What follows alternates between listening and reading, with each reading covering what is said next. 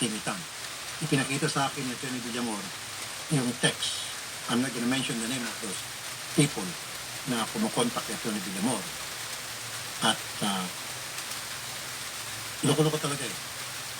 Sorry, I'm gonna use this word. Tarantado yung taong pumuntak kay Atty. Villamor.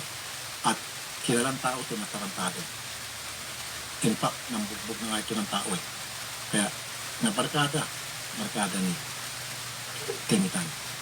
Ang sabi niya po ito yung Villamor, may budget pare, baka pwede natin ariguin. Exact word. Pinadala sa akin ito yung Villamor. Sinagot ko yung Villamor, hindi pwede. Sorry, hindi pwede.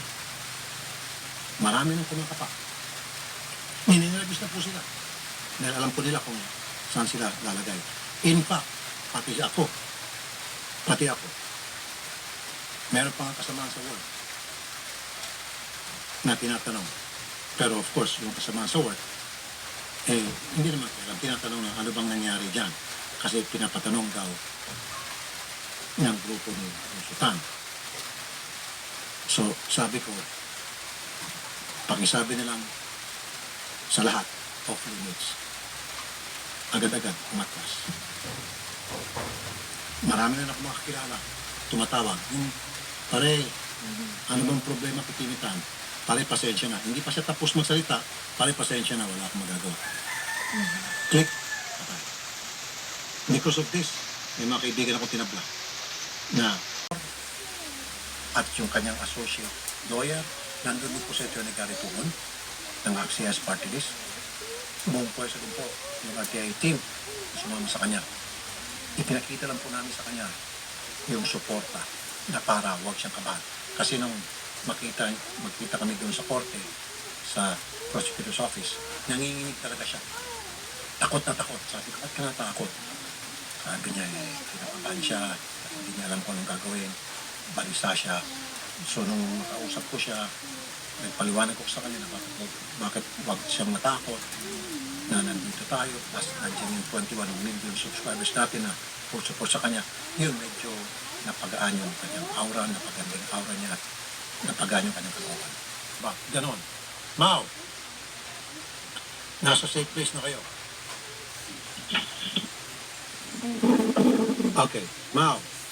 Yes po, Idol. Good afternoon po. Good afternoon. Okay, nandiyan na kayo sa tahimik na lugar at secured na lugar. Yes po, sir. Kumusta na si Ma'am Rosel? Kanina sa korte, nakita natin lahat. Ikaw, si Atty. Garrett, Atty. Villamor, kita natin na nanginginig siya. Concern tayo doon. Ngayon, nanginginig pa rin ba siya? Takot pa rin? Ayun, sir, kanina habang biyahe, nung pauwi kami, nakita ko naman na umaliwalas na po yung mukha ni ma'am. Tapos ngayon, nakakausap na siya ng maayos. Hindi tulad kanina, talagang pag hinawakan mo, sir, nanlalamig pa po. Okay. Pwede makausap si Ma'am? Ano po, si Idol natin. Hello po, Idol. Ma'am Rosel, magandang hapon. Yung hapon po, Idol. Mas kinakabahan ka kasi ang kaaway, ang kabangga mo ay anak ng bilyonaryo. Opo. Okay, naintindihan namin yan at naintindihan ng mga netizens. However, tulad ng paliwanag ko sa iyo kanina, full force na binabakapang kayo ng RTIA kasama yung AXIS party list. Okay? And then, yung mga netizen, nabasa mo ba yung mga comments ng netizens dun sa first and second video? Full support sila, nangako sila ng full support sa'yo? Opo. Magpa-areglo ka raw in the end. Hindi po mangyayari yun, Idol. Kasi kahit po maraming kumakontak sa akin ng ganon, bigyan ako ng kabuhayan o anong offer sa akin. May isa po, wala po akong nire-replyan doon kasi nga po, pinaglalaban ko po yung dapat po, gusto ko po ng justisya para po sa nangyari sa akin. Hindi po, kaya yung habol ko o ano ng kabuhayan ko. Good. Sinabi niya sa akin kanina sabi niya may nag-offer daw sa kanya to the barangay, nabigyan siya ng kabuhayan. Sabi ko, ma'am, kung ano yung offer ng kabuhayan sa'yo, tatapatan ko po yun. Kung may in-offer sa'yo pera, tatapatan ko rin po yun. Gusto ko, tatapusin natin itong kaso all the way to the end para makakuha ka ng justisya. Kasi test case ito sa Rapid Tulfin Action na isang pobreng kasambahay versus mayabang na bilyonaryo. Paano natin ito ilalaban sa korte? Kaya nga nanawagan po ako sa inyo mga netizens na para bantayan po natin itong kaso ito. So masasayang lang po ma'am kung later on kayo po atras, kayo po na-areglo. Kaya nga si ma'am, bukod doon sa aking offer na legal assistance and all, nagbigay din ako ng financial assistance hanggang sa matapos ng kaso. And willing po ako ma'am, nabigyan kayo ng kabuhayan kung anong klaseng kabuhayan ang gusto nyo. Okay? Thank you, Idol. Kasi ma'am, kung natalo tayo rito, then ibig sabihin, and I don't want this to happen, ibig sabihin, bulok ang ating justice system. And I still believe in our justice system. I still do. I really do. Okay, lalo sa Supreme Court natin. Siya nga pala, papasalamat ako sa Supreme Court, pero that's a different story. Believe pa rin ako sa ating justice system. Dahil kapag natalo dito si ma'am, ito na sinasabi ng mga netizens, ang mga mayayaman ang siyang nakakuha lamang ng justisya. Justice is only for the rich. I don't think so. Okay? So sana, maging mali yung suspetsya ng mga netizens. Kaya nananawagan ulit ako sa mga kinangkulan, nakabantay sila din pa lahat, na sana maging patas po kayo. Diba? Na balansin niyo po itong kasong ito at manaig yung justisya. Kaya nga si Lady Justice, di ba, naka-blindfold dyan. Tinitimbang. Ibig sabihin, walang mahirap, walang mayaman, pantay-pantay. Okay? Yung first hearing po sana, nung last week po, Idol, yung pumunta nga po kami kay Attorney Villamor, yun din po yung araw sana noon, yung unjust detection po na ano. Okay. May kwento ko nga pala. Ganito yon. Nung pumunta siya sa pulis para magreklamo, ang sabi ng pulis, unjust vexation yan. Nung makita kasi, sinong nireklamo mo? Unjust vexation yan. Sige, punta ka sa barangay. Kasi kung grave threat, hindi nila ipapapunta sa barangay. Korte yon. Unjust vexation for barangay. Eto namang si ma'am, sumunod.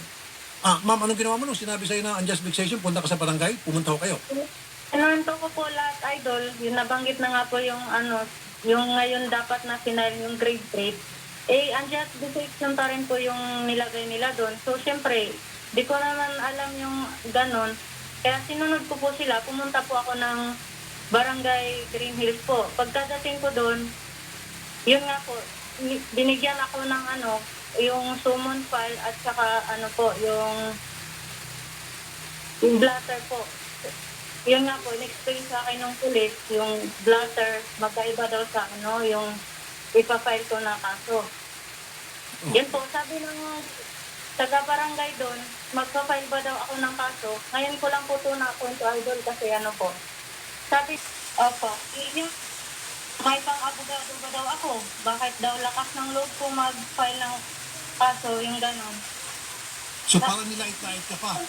Kanila, nagsusulat pa rin po ako ng statement ko doon. Kasi nasa police station, yung unjust detention, pinirmahan na lang po niya pagkatapos kasi parehas lang po yung kwento ko sa police station, magkaiba po yung binigay na papel kasi galing sa police station, saka pinapunta ko ng barangay. Yun nga po, unjust detention po. Pero hindi po ako nagpatinag, Idol. Yung gano'n na may pang-abog daw ako. Napaisip rin ako. Kaya tinuloy ko pa rin yung yung fight ko. Pero unjust detention nga po yung nilagay ng police. Kasi minsan gano'n naman daw yung mga boss. Sabi niya, i-attract na, sabihan na lang daw niya si Sir Timmy na i-attract daw yung cyber libel. Tapos ko na daw din yung ko po. Ayusin ko na daw. I-attract ko na yung reklamo ko. Ma'am, magsasampa siya ng kasong cyber libel, pero okay lang po yun. Kayang-kaya po natin sanggain yun na si Atty. Villamor ay kinakaparin ng kampo niya. Doon sa mga tinabla ko na galit sa akin, I'll say it again. I said it already. Para bang, anong tingin na sa akin? Diba? Nakakawalang respeto yun. I'm not going to mention those people. Ang mga tumawag for the end time. Okay? At salamat kay Atty. Villamor dahil sa kanyang panindigan at very transparent siya, lahat ng mga kaganapan sinasabi niya sa akin. Salamat po, ma'am. Ma'am, mananalo po kayo, tagadi po sa bato, mananalo po tayo, makukulong po yan. Pero, Idol. isa lang ma'am, pero, kung kayo po nagpa-areglo, bali wala po lahat.